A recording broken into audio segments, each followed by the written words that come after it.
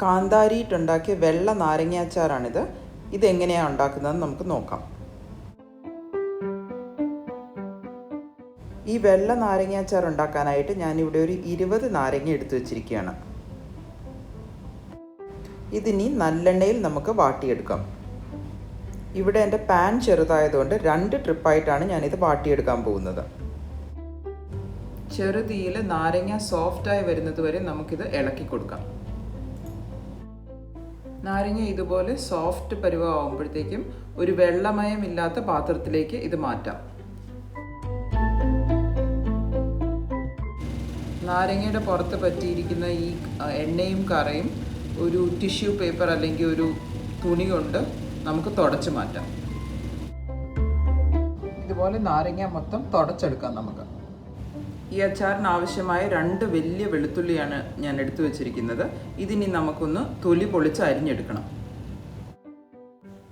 വെളുത്തുള്ളിയുടെ തൊലി എളുപ്പത്തിൽ കളയാൻ വേണ്ടിയിട്ട് ഒരു 2-3 അല്ലി വെളുത്തുള്ളി ഒരു ഇടികല്ലിലിട്ട് ചെറുതായിട്ടൊന്ന് ഇടിച്ചെടുക്കുക. ഇനി ഇതിൻ്റെ തൊലി എളുപ്പത്തിൽ നമുക്ക് ഊരിയെടുക്കാൻ പറ്റും. ഇതുപോലെ തൊലി കളഞ്ഞ വെളുത്തുള്ളി ഇനി ചെറുതായിട്ട് നമുക്ക് അരിഞ്ഞെടുക്കാം. 1 ഇഞ്ച് നീളത്തിൽ 3 കഷ്ണം ഇഞ്ചി ചെറുതായിട്ട് നമുക്ക് അരിഞ്ഞെടുക്കാം. ഇനി ഇതിൻ്റെ കൂടെ ഒരു 100 ഗ്രാം കാന്താരിയും കൂടെ നമുക്ക് ആവശ്യമുണ്ട്.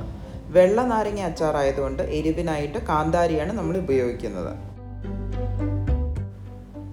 ഇനി ഈ വാട്ടി വെച്ചിരിക്കുന്ന നാരങ്ങ നമുക്ക് അച്ചാറിൻ്റെ പരുവത്തിന് മുറിച്ചെടുക്കാം. ഇത് വലിയ നാരങ്ങ ആയതുകൊണ്ട് 8 കഷ്ണമായിട്ടാണ് ഞാൻ മുറിക്കാൻ പോകുന്നത്. ആദ്യം നടുവേ ഒന്ന് മുറിക്കുക. പിന്നെ ഓരോ ഭാഗവും 4 കഷ്ണങ്ങളായി മുറിച്ചെടുക്കുക.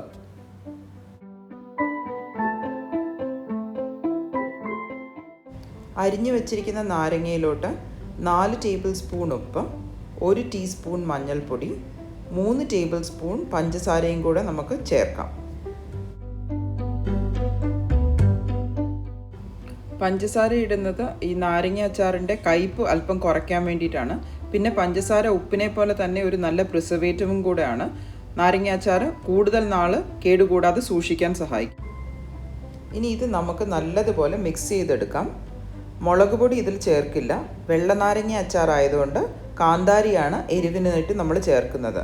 ഇനിയിപ്പം കാന്താരി ഇല്ലെങ്കിൽ പച്ചമുളക് ചെറുതായിട്ട് അരിഞ്ഞത് ചേർക്കാം. അച്ചാറിനാവശ്യമായി ഒരു ചെറിയ കഷ്ണം കട്ടിക്കായം നമുക്ക് വറുത്തെടുക്കാം. ഇത് വറുത്ത് പൊടിച്ചിട്ട് വേണം നമുക്ക് അച്ചാറിന് ചേർക്കാനായിട്ട്. നമുക്കിനി ഒരു പാൻ ചൂടാക്കി ഇതിലോട്ട് 4 ടേബിൾ സ്പൂൺ നല്ലെണ്ണ ഒഴിക്കാം.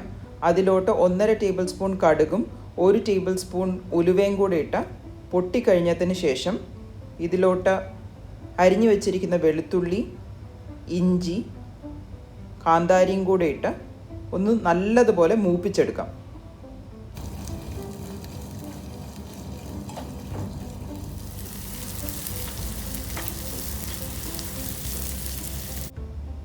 ഇഞ്ചിയും വെളുത്തുള്ളിയും കാന്താരിയും ഇതുപോലെ ബ്രൗൺ ആകുന്നത് വരെ നമുക്ക് ഫ്രൈ ചെയ്തെടുക്കണം.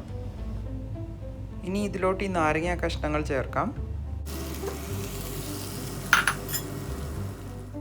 ഇതിലോട്ട് വറുത്ത് പൊടിച്ച് വെച്ചിരിക്കുന്ന കായവും കൂടെ ചേർത്ത് ഇളക്കി 5 മിനിറ്റ് തിളപ്പിക്കാം.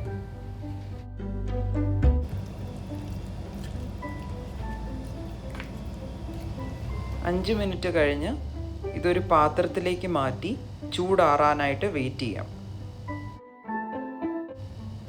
ഇതിൻ്റെ ചൂടൊന്ന് മാറിക്കഴിയുമ്പം ഒരു 1/2 കപ്പ് വിനാഗിരിയും കൂടെ ഒഴിച്ച് നല്ലതുപോലെ ഇളക്കി യോജിപ്പിക്കാം. മഞ്ഞ കളറിലെ വെള്ള നാരങ്ങ അച്ചാർ റെഡിയായിരിക്കുകയാണ്.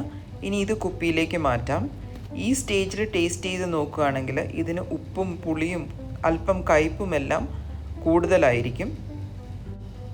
ഈ അച്ചാർ ഒരു 10 ദിവസം ഇരുന്ന് കഴിയുമ്പം ഇതിൻ്റെ ടേസ്റ്റ് എല്ലാം ബാലൻസ് ആയിട്ട് വരും.